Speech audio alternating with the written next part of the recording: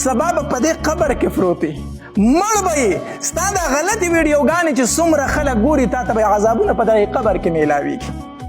نن ته په خپله ځوانۍ کې په خپل حسن کې په ځان باندې نه پوهېږي ته غلطې ویډیوګانې کوي دا ویډیوګان به ستا بچي سبا ګوري چې زما پلار او زما مور د 100 روپو دپاره کمې کمې خبرې کړي دي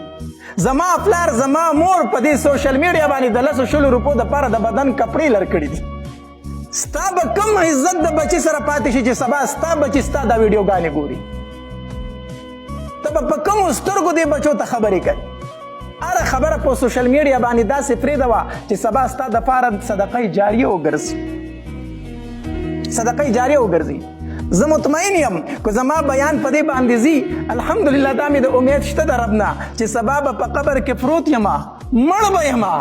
په خاورو کې به پروت یمه په لحد کې به پروت یمه چېرته زما د مرګ نه پس په زما بیان یو ځای کې څوک واوري او عمل به پرې وکړي الله به ماته په دې قبر کې نیکۍ راکړي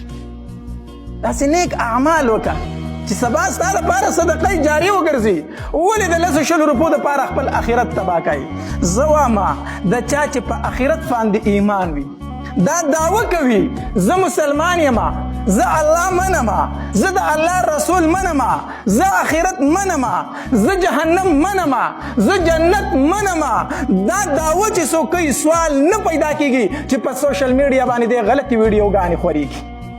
ولی زما چې دا عقیده شته چې د مرګ پسه سزا هم شته او جزا هم شته چې دا مې عقیده شته زه به داسې کار وکړم چې سبا د هغې سزا ماته میلو شي